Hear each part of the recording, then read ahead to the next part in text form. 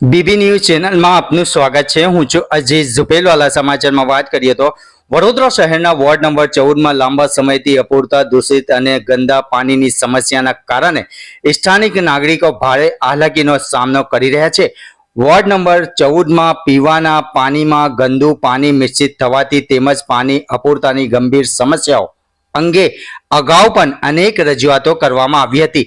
આ ગંભીર સમસ્યાનો કાયમી નિરાકરણ માટે આજ રોજ કમિશનર કચેરી ખંડેરાવ માર્કેટ ખાતે કમિશનરશ્રીને આવેદનપત્ર આપવામાં આવ્યું હતું, જેમાં વોર્ડ નંબર 14 કોંગ્રેસના કોર્પોરેટર દીપા શ્રીવાસ્તવ અને તીર્થ બ્રહ્મભટ્ટ સાથે જાવેદ ધુપેલવાલા, મોહસિન ખાન, સાનુ અરબ, જાવેદ સોપારીવાલા સહિત મોટી સંખ્યામાં આગેવાનો હાજર રહ્યા હતા।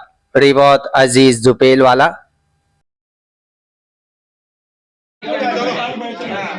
तो यहाँ बोलो तो तुम्हें बाहर उभा रहो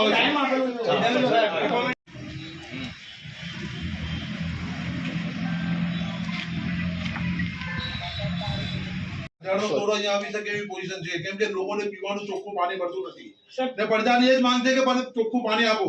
અમે વોર્ડમાં એટલી રજૂઆતો કરી, એન્જિનિયરને રજૂઆત કરી, આ લોકો કામ કરે છે, અમુક સોલ્યુશન થતું આ પાણી અમારી છેલ્લા મહિનાથી પીએ છે। વડોદરાનો સૌથી મોટો વિસ્તાર લાલ દરવાજા એટલે ચાર દરવાજા વિસ્તાર હા સિટીનો હાલ કહેવાય ને શહેરનો મધ્ય ભાગ જે મધ્ય વિસ્તાર પ્રજાને ચોખ્ખું પાણી આપો, પાણી આપો, પ્રજાને ચોખ્ખું પાણી આપો, વિડિયો નહીં બને પ્રજાને ચોખ્ખું પાણી આપો, પાણી આપો, પાણી આપો, પ્રજાને ચોખ્ખું પાણી આપો, પાણી આપો, પાણી આપો, પ્રજાને ચોખ્ખું પાણી આપો, ચોખ્ખું પાણી નહીં તો વેરો નહીં, વેરો નહીં તો વેરો નહીં, ચોખ્ખું પાણી નહીં તો વેરો નહીં। કરવાની પણ છતાં પણ અમે પોઝિટિવલી શું બાબત છે આખી એ ચર્ચા કરીને પછી આમાં નિર્ણય થશે। કેટલી વહેલી તકે લોકોને પાણી મળશે? જે મારે એન્જિનિયર સાથે ચર્ચા કર્યા પછી હું આપણે એનો જવાબ પ્રોપર આપી શકીશ કે ક્યારે થઈ શકશે। બને એટલું જલ્દી એમનું નિરાકરણ આવે એવો પ્રયત્ન કરીશ। નિરાકરણ લાવવા માટે આજે કલેક્ટર ઓફિસ છે, શું કહેશો? વોર્ડ નંબર 14માં છેલ્લા કેટલા સમયથી દૂષિત પાણી આવ્યું છે, જેને લઈને આજે કમિશનરને આવેદનપત્ર આપવા આવ્યા હતા।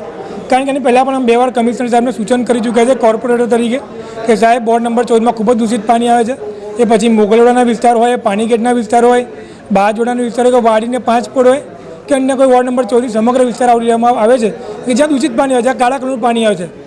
આ પાણી મારા ઘરનું પાણી છે, મારા ઘરનું આ બોટલ સવારનો છે। અમે ડેપ્યુટીને આવેદનપત્ર આપ્યા, ડેપ્યુટી સાહેબ બિસ્લરીની પાણી પીતા હતા અને એક જનસેવક તરીકે મારા ઘરે આ પાણી આવે છે એટલે મેં ડેપ્યુટીને કીધું કે સાહેબ એક જનસેવક જો આ પાણી પીતો હોય અને તમે ડેપ્યુટી તરીકે બિસ્લરી પીતા તો આપણે શરમ આવી જોઈએ કે તમે આ પાણી દૂરથી સ્મેલ કરીને નાખી દો છો। તો વહેલી તકે જે નળીકાઓ છે, સયાજીરાવ આપેલી નળીકા છે જે જૂની જર્જરિત થઈ ગઈ છે અને બદલીને નવી નળીકા નાખવામાં આવે, જેના કારણે જનતાને પીવાનું ચોખ્ખું પાણી મળે। અને જો પાણી 7 દિવસની અંદર ના આવ્યું તો 500 થી 1000ની માત્રામાં જન મેદની ઉમેરશે અને એ હલ્લા બોલ કરશે, સંપૂર્ણ જવાબદારી કોર્પોરેશનની રહેશે। ક્યારે નિરાકરણ આવે, કોઈ બાહેધરી આપી છે? સાહેબે કીધું છે કે વહેલી તકે નિરાકરણ લાવીશું। અમે કીધું અલ્ટિમેટમ આપ્યું 7 દિવસનું, અમે કીધું છે કે 7 દિવસ ના આવ્યું તો અમે કરીશું, પછી એની જવાબદારી આપની રહેશે। નંબર 14માં દૂષિત પાણીને કાયમી નિકાલ માટે આજે રજૂઆત કરવામાં આવી છે, શું કહેશો?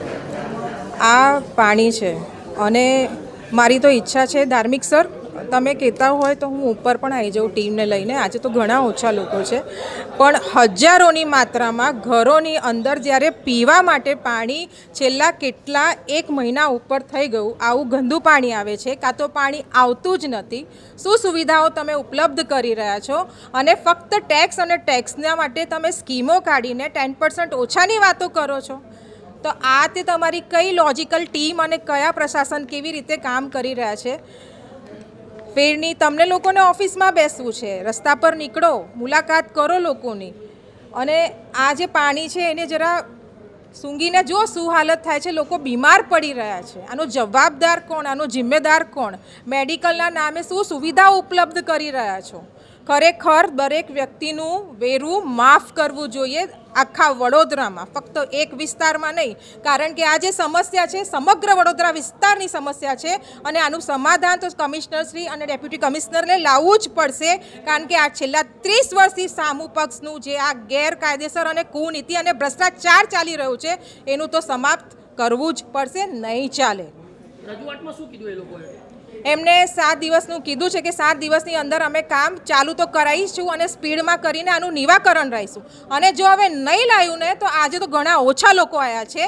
હવે આ લોકો અમે બંને કોર્પોરેટરની માન મર્યાદા સાઈડ પર બોલીને જનતાની અવાજની જેમ એમની જોડે જોડાઈશું અને હલ્લાબોલ કરીશું. કારણ કે આ ઘર દીઠ પાણી છે, આનો પૈસો ભરે છે જનતા, ફ્રીમાં નથી લેતી.